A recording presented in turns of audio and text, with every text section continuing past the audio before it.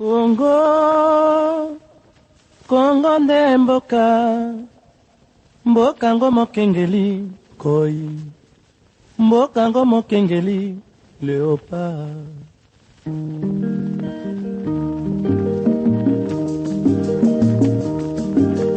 Mikolo tosekelaki na mosolo ya mboka Congo ekoki, tofungwani miso lelo, tomoni bozoba nyonso tosali oya kobongisa Congo avenir ebongi tosala. Mesdames, Messieurs, bonsoir pour ce énième rendez-vous de Congo Vision. Nous recevons un invité avec qui nous allons parler politique essentiellement car il est un acteur politique. Il s'agit donc de M. Jean-Louis Bengo. Jean-Léon Bengo. Si c'est cela, bonsoir. Bonsoir, M. Patrick, et bonsoir à Congo Vision. Merci. Vous êtes notre invité. Vous êtes secrétaire général d'un parti politique, UDC. Qu'est-ce que ça dit?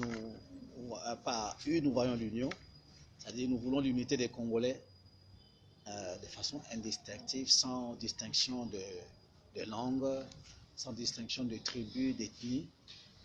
Nous voulons l'unité comme aux États-Unis, on parle de melting pot. Union pour le changement. Nous savons que dans notre pays, les antivaleurs, la dépravation de mœurs sont la règle. Et nous voulons un changement positif, un changement mental positif, un changement de comportement positif. Parce que le changement négatif est facteur de sous-développement, le changement positif est facteur de développement. Et on a dit union pour le changement, de développement intégral. Nous voulons un développement intégral, c'est-à-dire un développement où on doit calquer le modèle sur le plus petit, comme nous faisons dans le monde syndical. Dans le monde syndical, le SMIC est calculé en fonction de manœuvres ordinaires.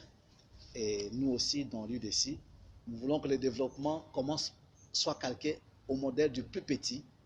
Et si le plus petit est servi, le plus grand le sera davantage. C'est cela UDC. Vous êtes trop ambitieux. Hein? Donc imaginons que vous allez calquer le développement sur le plus petit. Alors pratiquement, dites-nous, ça se passe comment? Qui est ce plus petit et comment il faut partir pour projeter l'avenir? Bon, nous venons tous des familles pauvres. Nous avons compris comment dans nos familles, les gens peinent à manger, alors que sous d'autres cieux, manger n'est plus un problème.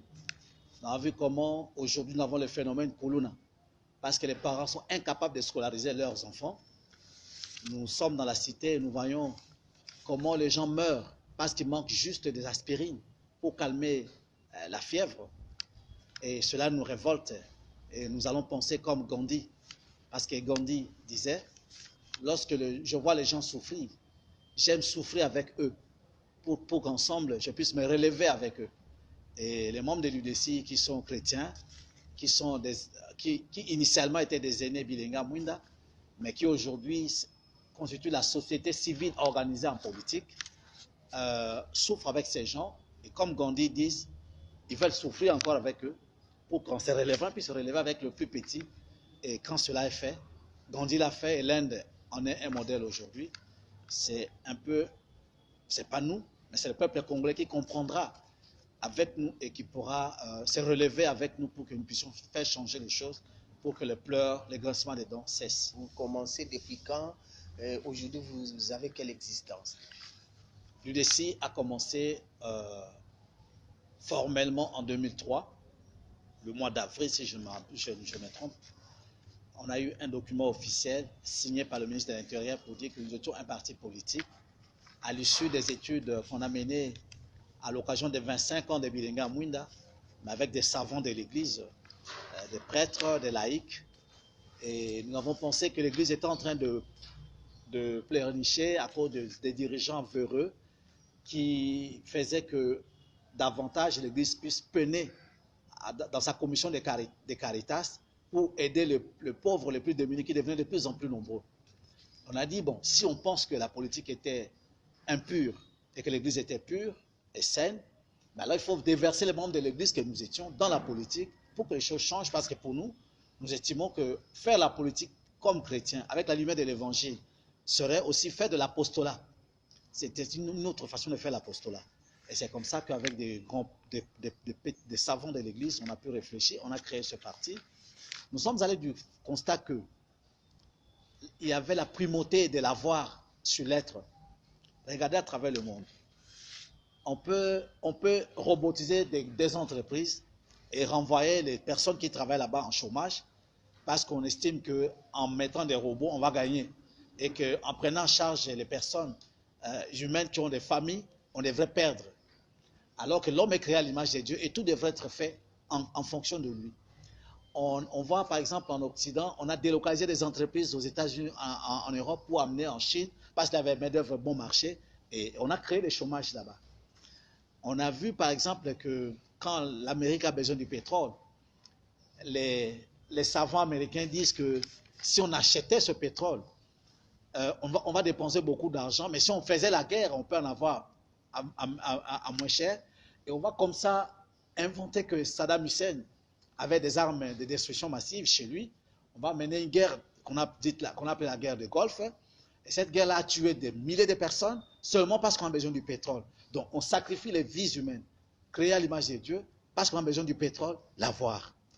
On a constaté que chez nous, par exemple, il y avait des politiciens qui se sont convertis en christianisme et qui disaient que quand ils étaient là, ils faisaient du mysticisme et que derrière ce mysticisme, ils tuaient mystérieusement, mystiquement leurs enfants pour rester là-bas. Je ne cite pas de nom, mais il y a des gens qui ont témoigné ça en public. Alors nous disons, mais comment quelqu'un peut tuer sa femme, ses enfants, ses parents pour vraiment avoir de l'argent et avoir une vie meilleure dans ce monde? Alors nous avons dit non, non, non, comme l'homme est créé à l'image de Dieu, et nous devons respecter l'homme, donc il faut que nous venions en politique, avec la lumière de l'évangile, avec les valeurs morales et chrétiennes, pour que les choses changent, et c'est ça notre différence aussi avec les autres. UDC est implanté où? En 2006. Avant d'y arriver, moi je voudrais d'abord m'appesantir sur un fait. Vous tenez plus aux chrétiens, alors j'ai dit, finalement c'est un parti d'évangélisation. C'est oui et non. Oui, parce que nous voulons que les valeurs évangéliques, les valeurs morales, les valeurs chrétiennes puissent intégrer l'activité politique. Parce qu'aujourd'hui, chez nous, les gens meurent, les gens triment, les gens souffrent, et ça ne dit rien aux politiques. Mais si eux, ils avaient ce sens moral de l'évangile, s'ils avaient ce sens chrétien, et parce qu'on dit que le chrétien, c'est l'amour du prochain, aujourd'hui, peut-être ils trouvaient des solutions dans un pays immensement riche qui a tout.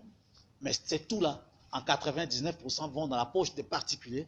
Et le 80 millions de Congolais ne bénéficient que de 1% ou de 2% de la richesse du pays, alors que 98 ou 99% vont dans la poche des gens.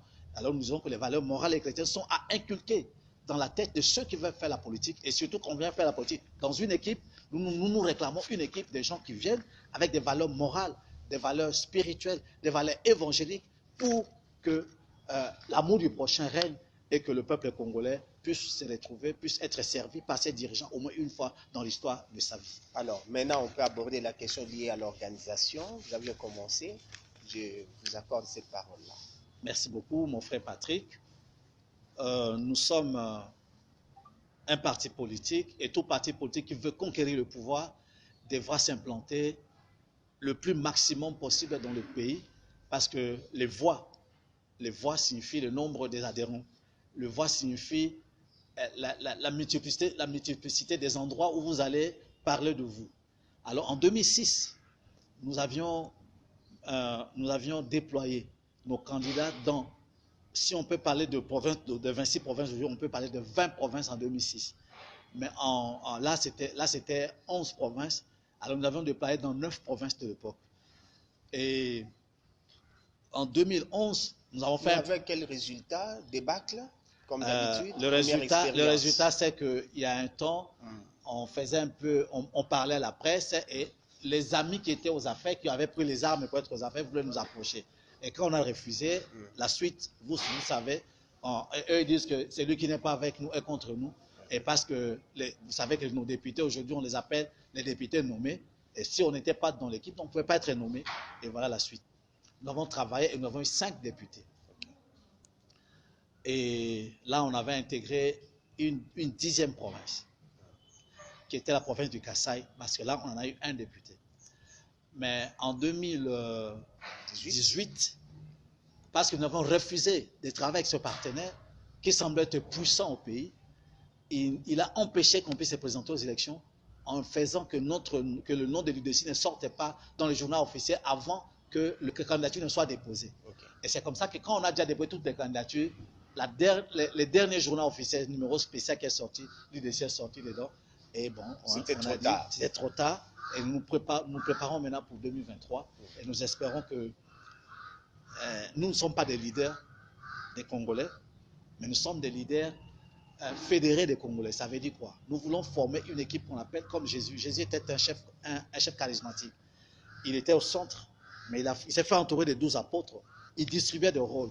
À tel point s'il disparaît, les 12 apôtres ont amené l'évangile aux 4 coins du monde. C'est ce que nous sommes en train de faire. Nous demandons que chaque communauté, que chaque secteur, chaque territoire, chaque province s'organise de façon autonome et qui se battent. Et on va fédérer les résultats pour diriger le Grand Congo. Et c'est ça notre mot d'ordre. Ok. Le parti, sur le plan structure, c'est... Sur le plan structure, il y a un organe suprême. Bon, on ne peut pas appeler tous les... Bon, c'est le Congrès. Okay.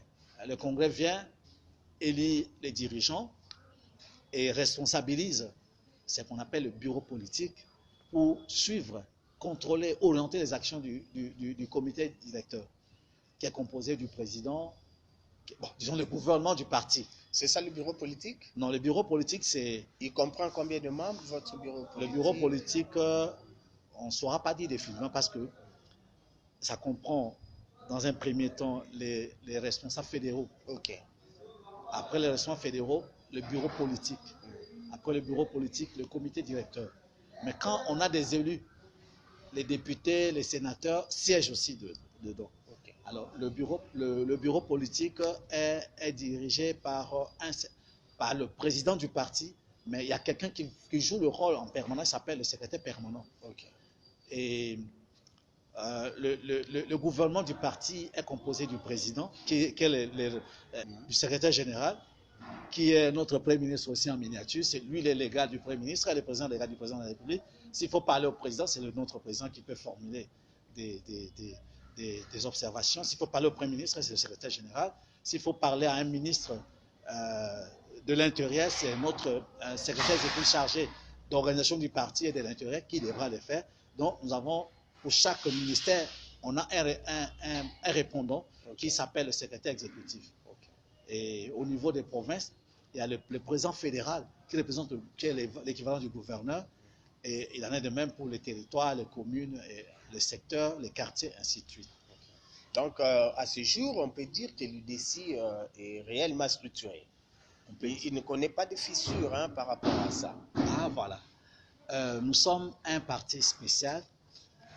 Nous n'avons pas de fissures. On n'a pas de fissures parce que, en fait, si on avait des fissures, quand on a fait un partenariat avec ceux qui faisaient de politique leur métier, nous aurait divisés. Mais parce que nous sommes venus dans une structure disciplinée qu'est le Bilenga Mouinda, dans une structure organisée avec un leadership déjà dès le bas âge. En tout cas, nous sommes soudés.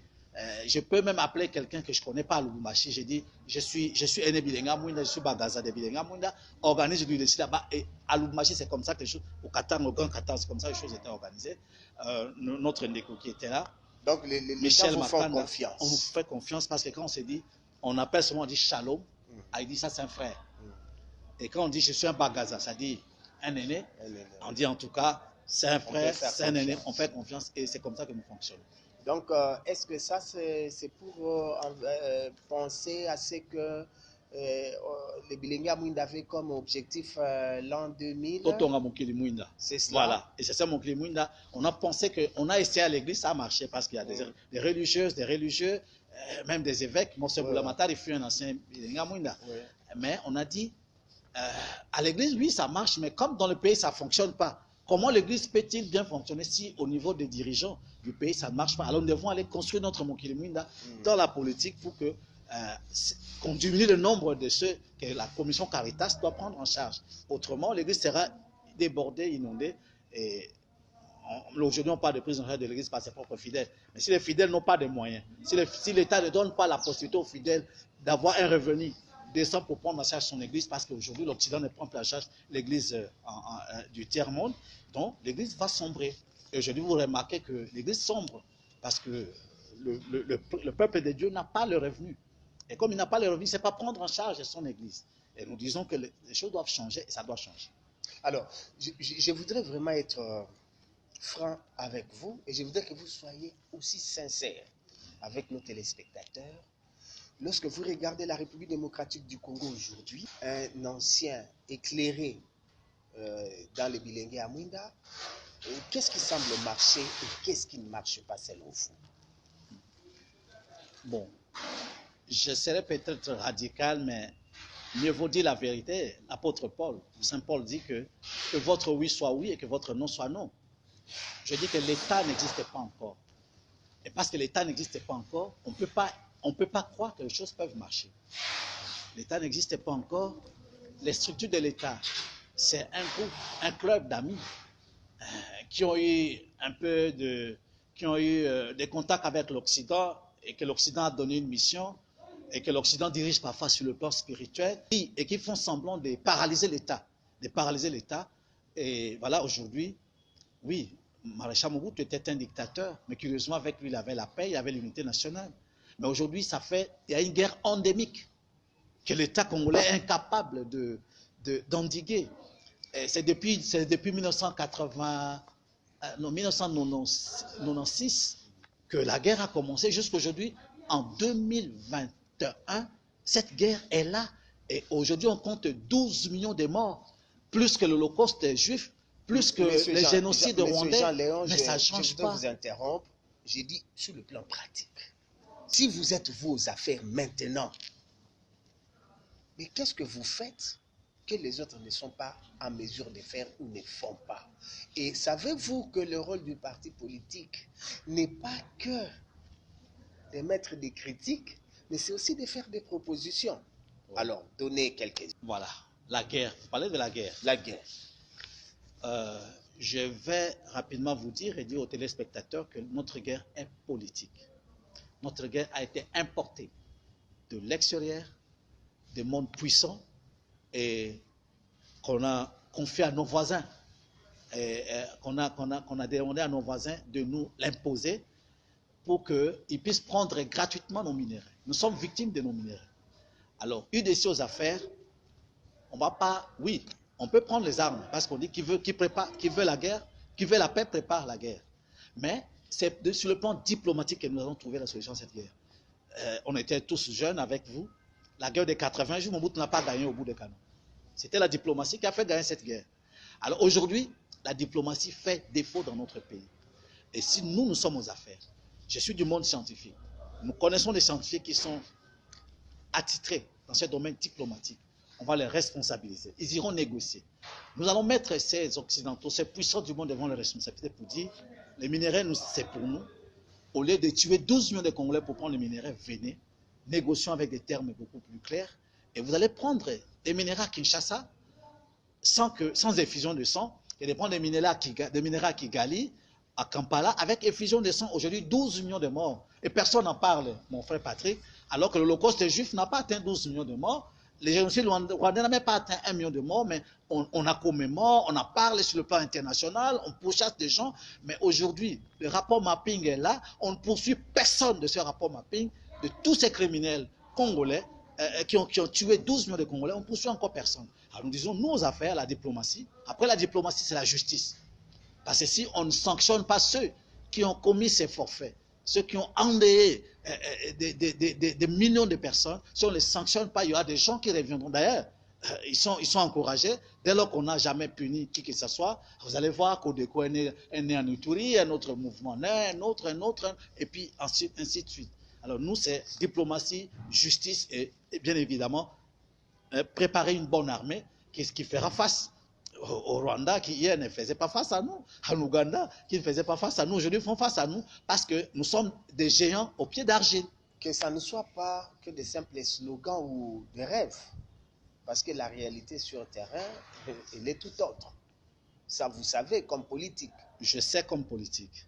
Mais seulement je sais que quand c'est aujourd'hui, j'ai suivi une émission sur RTBF, je pense, où on dit que le seul dirigeant congolais élu depuis l'indépendance, il s'appelle Lumumba. Ah là, je suis d'accord avec eux. Alors si nous, UDC, comme on n'a pas pris les armes, comme on n'est pas en acquaintance avec ce monde occidental véreux qui veut toujours tuer les Congolais, les Africains pour prendre leurs histoires, si le peuple nous donne sa voix, nous allons, avec ce peuple, nous allons nous défendre. Nous allons nous défendre et nous ferons ce que le peuple veut, parce que notre légitimité, c'est le peuple. Les autres ne savent rien faire parce que leur légitimité vient de l'extérieur. Parce que leur légitimité vient des armes que l'extérieur leur a données pour assujettir les Congolais. Mais nous, si nous n'avons pas d'armes, nous sommes un mouvement non violent. Si nous parvenons au pouvoir, ça veut dire que le peuple nous a fait confiance. Et quand le peuple nous fait confiance, avec ce peuple, nous refusons pas de collaborer avec les autres. Parce que sur le plan international, tout le monde dépend de tout le monde. Sur le plan politique, tout le monde dépend de tout le monde. Sur le plan économique, tout le monde dépend de tout le monde. Et nous disons que nous devons venir, pas au même pied d'égalité, parce qu'aujourd'hui, ils disent qu'ils ont la technologie que nous n'avons pas, et nous devons importer. Mais si nous venons, nous disons, nous avons ça, vous avez ça. Arrivons au milieu, trouvons un juste milieu pour que vous soyez bien et que nous soyons aussi bien. Bien, ça c'est sur le plan sécuritaire et diplomatique. Ouais. Alors, prenons l'aspect économique. Moi, en parcourant les documents de votre parti, je réalise que vous prenez le libéralisme. Aujourd'hui, c'est le libéralisme à visage humain. Dites-nous un peu, est-ce que de cette vision, notre pays peut s'en sortir? Voilà. Je vais vous dire que je suis économiste de formation et un chercheur aussi. J'enseigne l'économie à l'université. Et je vais vous dire que il y a deux systèmes économiques à travers le monde. Il y a le système capitaliste dit économie planifiée. Non, socialiste. Ce système socialiste économie planifiée. Il y a le système capitaliste dit l'économie libérale. Au fur du temps, on a vu l'empire URSS s'éclater parce que l'économie planifiée ne tient pas. Parce que quand il n'y a pas de concurrence, on ne fait pas beaucoup d'efforts. Mais on a vu le système capitaliste triompher parce que dans le système capitaliste, dans le système libéral dont on parle, il y a la concurrence. Et la concurrence pousse les gens à améliorer la qualité de leur travail. Alors, c'est comme ça qu'aujourd'hui, l'URSS qui était le leader du communisme, pour ne pas dire du socialisme, est rentré dans le capitalisme. On a vu la Chine, qui distribuait même du lait, du pain dans la rue, est rentrée au capitalisme. Ça veut dire que c'est un système qui tient. Mais seulement comme chrétiens et comme humanistes, nous disons que le capitalisme pur et dur ne peut pas arranger notre pays. Pourquoi? Parce que dans le capitalisme, on a vu qu'on privilégie l'argent par rapport à l'homme. J'ai dit tantôt qu'on pouvait faire une guerre, on tue les gens parce qu'on veut avoir de l'or noir. On fait la guerre en RDC, on tue 12 millions de personnes parce qu'on veut avoir le minerai. Mais nous disons que pour nous, notre système économique doit être calqué sur le modèle que j'aime, que Abbé José Poundou le dit bien et que j'aime, sur le modèle de convivialité. Vous avez fait les lettres, convivialité, cum signifie ensemble, vivre ensemble. Nous voulons un système économique de vivre ensemble. Ça dit quoi? Nous allons dans les actes des apôtres avec les premières communautés chrétiennes. Ceux qui avaient des moyens mettaient à disposition de l'ensemble de la communauté. Et personne ne manquait. Alors ça dit, nous disons, quand notre frère Matata parlait de la croissance, mais d'autres économistes ont dit que notre croissance n'était pas inclusive. Ça veut dire quoi? Une croissance qui ne change rien dans le social n'est pas croissance en soi. Alors nous disons que quand l'État produit, quand l'État travaille, quand l'État produit, il y a des bénéfices, l'État doit redistribuer sous forme d'un revenu consistant, sous forme de bons salaires à ceux qui travaillent. L'État doit créer des emplois. Alors nous disons aussi que dans le capitalisme, il y a quelque chose qui ne va pas pour nous, c'est qu'il y a des domaines hautement sociaux, donc on ne peut pas laisser à la disposition des privés, parce que le prix va augmenter. On prend l'eau, l'électricité, on prend les routes, on prend l'enseignement, on prend la santé. On ne peut pas laisser ça aux particuliers parce que ce sont des services vitaux pour la vie des gens du centre droit. C'est-à-dire, nous prenons l'économie de droite, c'est-à-dire l'économie libérale, mais nous nuançons. Mais nous prenons, dans le social, nous sommes de gauche, parce que nous disons que l'homme congolais est encore très pauvre, l'homme congolais n'a pas un bon revenu. Et si l'État n'intervient pas, si on le laisse entre les mains des capitalistes, alors on va continuer à mourir de faim. Aujourd'hui, on est incapable de trouver des solutions au problème du manger, alors que sous d'autres cieux, les manger ne représentent rien. Même des chômeurs sous d'autres cieux, ils mangent du 1er au 30 et sans problème. Même les sans domicile fixe en Europe, ils mangent. L'État organise pour qu'ils mangent. Mais chez nous, des pères de famille que vous êtes, que je suis, on est incapable de nourrir nos enfants convenablement. Aujourd'hui, on parle des phénomènes Kuluna, parce que les parents sont incapables de nourrir leurs enfants et sortent dans la rue avec des machettes pour ravir l'argent, des biens entre les mains des gens et manger.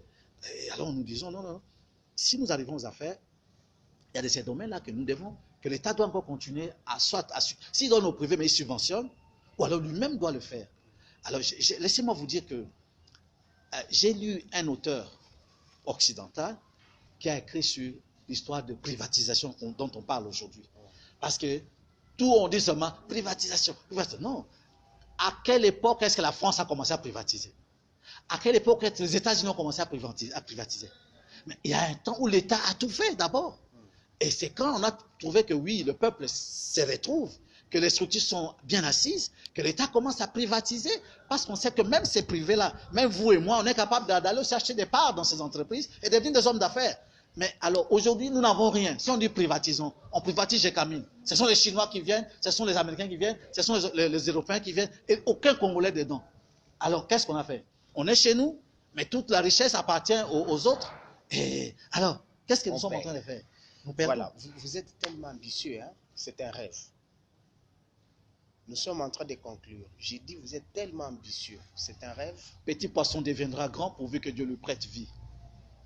Ça, c'est Jean de La Fontaine qui a dit. Nous sommes petits aujourd'hui, mais si le peuple congolais nous fait confiance, on peut devenir grand demain et amener ce que nous voulons dire. Je vous dis que dans ce pays, il y a de l'argent.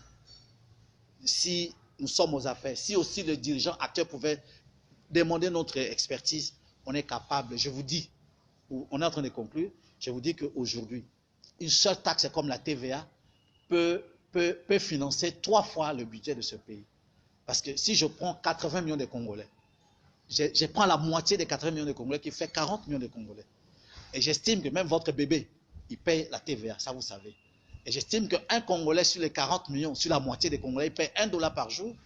Et si vous prenez 40 millions de dollars chaque jour pour 40 millions, je néglige les 40 autres millions pour que vous puissiez voir l'ampleur de l'argent qui entre dans la poche des particuliers. Vous prenez 40 millions par jour, vous prenez 1,2 milliard par mois de TVA et vous prenez 14,4 milliards l'an. Mais notre budget est à combien? Des chiffres. Voilà. Alors, monsieur Jean-Léon, je crois que nous terminons. Merci. Et sûrement, ce n'est qu'un début et que toutes ces matières-là pourront servir à la nation congolaise que nous aimons tant parce que nous n'avons que la RDC comme patrie et c'est pour nous. Merci de nous avoir suivis. À la prochaine. Kongo nde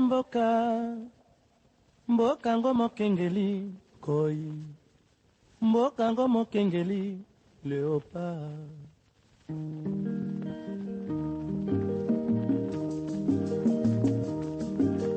Mikolo tosekanaki na mosolo ya mboka Kongo ekoki, tofungwani miso lelo, tomoni bozoba nyonso tosali po ya kobongisa Kongo aveni. Ebongi tosala moto nyonso ata mwana. Kongo ya mosolo mpembe ya nzoku, Kongo ya bwanya. Lors de notre passage à l'émission Congo Vision, nous avions griffonné quelque chose dans les livres d'or de cette émission et en ce terme. Les actions de Congo Vision sont des gouttes d'eau dans la mer, mais ce sont des gouttes d'eau qui forment les eaux de la mer, disait Mère Thérèse de Calcutta. UDECI souhaite longue vie à l'émission Congo Vision et espère que cette émission sera un élément catalyseur du développement et de l'épanouissement de la République démocratique du Congo. J'ai fait ça ce 3 juillet 2021. Je suis Jean-Léon Bengo, le secrétaire général du parti Union pour le changement et le développement intégral. Merci. Congo Vision, voir un Congo autrement. Voilà, nous avons fini cette émission. Merci beaucoup à notre invité, secrétaire général de l'UDC. C'est une première visite, mais pas la dernière. Nous allons en multiplier si cela vous dit quelque chose, pourvu que la nation congolaise en bénéficie, car comme nous le disions encore, nous n'avons que la République démocratique du Congo comme nation. De tout ce qu'il a dit, il y a moyen de retenir l'essentiel pour que le pays aille de l'avant. Ainsi, nous aurons une meilleure vision pour notre Congo. À vous très chers téléspectateurs, merci de nous avoir suivis. Merci, à la prochaine. Congo, Congo nde mboka, mboka ngo mokengeli koi, mboka ngo mokengeli léopard.